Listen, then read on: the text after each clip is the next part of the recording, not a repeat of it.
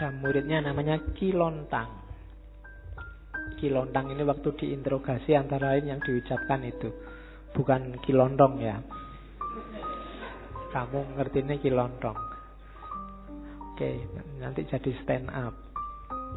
Katanya Ki Lontang, bersujud-sujud tiap hari Jumat di masjid, menyembah kesunyian, kesenyapan, kekosongan. Itulah yang kalian lakukan. Kalau menurut wejangan guru saya, orang sembahyang itu siang malam tiada putusnya dilakukan. Hai Bonang, ini karena yang interogasi Sunan Bonang. Keluarnya nafasku menjadi puji, masuknya nafasku menjadi doa. Karena tutur penglihatan dan pendengaran disuruh melepaskan dari angan-angan. Jadi kalau kamu sholat masih mengiaskan kelanggengan dalam alam kematian ini, maka sesungguhnya kamu ini kafir. Katanya Ki Lontang, yang pertama, kita sholat itu seringkali hanya olahraga. Itu yang dimaksud menyembah kekosongan, kesunyian, gak ada apa-apa, gak ada efeknya. Itu loh yang disembah sopo. Fisiknya aja kadang juga tidak terlalu serius. Ada yang cowopetnya ngalah-ngalahi pesawat mau take off. Saya, kalau Ramadan nanti ada yang terawihnya cepetnya luar biasa. Loh itu ngapain? Kita sholat kan sedang berkomunikasi loh dengan yang paling maha puncak, Allah yang tiap hari merindukan kita. Sedang berhadapan-hadapan itu kok kelihatan kita tidak kerasan sekali. Allahu Akbar, Allahu Akbar. Nah, yang kita sembah itu apa? Berapa persen Allah hadir bahkan dalam sholat kita? Oke. Jadi itu yang bahasanya Ki Lontang, menyembah kekosongan. Kalimat lainnya, sholat tanpa memahami hakikatnya seperti menyembah bumbung. Bumbung itu kan bambu itu loh. Itu kan ya memang luarnya sih kelihatan kukuh tapi dalamnya kosong. Hatinya kayu, batang kangkung kan juga dalamnya kosong. Kosong melompong, hampa dampa, kolong angin. Bahasanya Ki Lontang. Jadi hendaklah sholat itu tidak begitu. Kalau hanya olahraga, kita sedang nyembah bumbung kosong. Tidak ada nilainya. Iya sih luarnya kelihatan ada, tapi dalamnya tidak ada apa-apanya. Dapatnya cuma capek. Kalau puasa dapatnya lapar.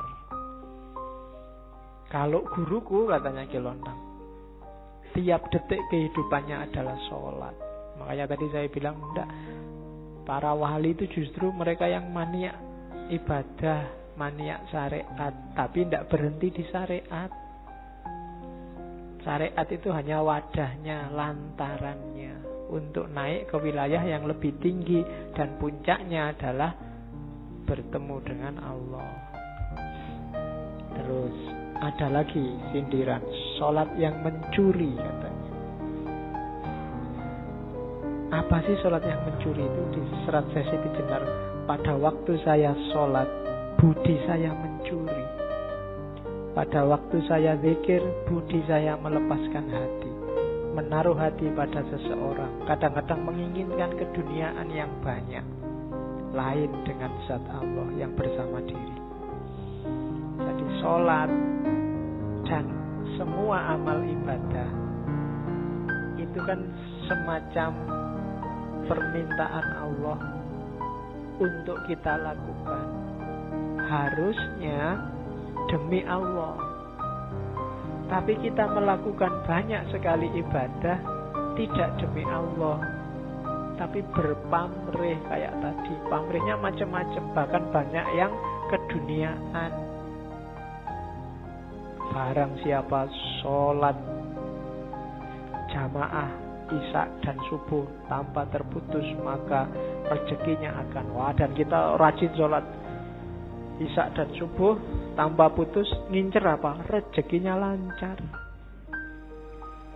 Itu yang oleh Syekh Siti Jenar disebut sholat yang mencuri. Akal budi yang mencuri. Padahal bukan itu harusnya. Bukan duniawi targetnya sholat itu. Jadi jangan kesana. Kalau kesana mencuri kamu. Harus tetap Allah. Inna lillahi wa inna ilaihi roji'un. Terus. Dan ini nanti kalau dikomparasi dengan ayat, kritiknya Syekh Siti Jenar misalnya bisa dikomparasikan dengan surat Al-Ma'un. Fawailul lil musallin. Orang-orang sholat yang hasilnya malah neraka. Kenapa? Sholatnya karena riya. Alladzina hum yura'un walladzina hum an sholatihim sahun. Sholatnya lalai. Terus ada juga surat Al-Mu'minun yang artinya sholat itu harus khusyuk. Khusyuk itu yang pertama menghindar diri dari hal-hal yang sia-sia. Yang kedua tidak menyia-nyiakan waktu serta tempat. Yang ketiga menunaikan zakat. Ya, yang kedua. Yang ketiga menjaga kehormatan diri. Yang keempat menepati janji dan seterusnya. Jadi semua yang diomongkan Syekh Siti Jenar itu, ini kan karena banyak yang kritik, dianggapnya Syekh Siti Jenar itu ngarang, tidak ngerti syariat, tidak pernah ngaji. Tidak mungkin lah. Kalau dilihat dari silsilahnya beliau masih ada garis keturunan sampai ke Nabi. Jadi itu banyak. Cuma cara beliau menyampaikan melihat situasi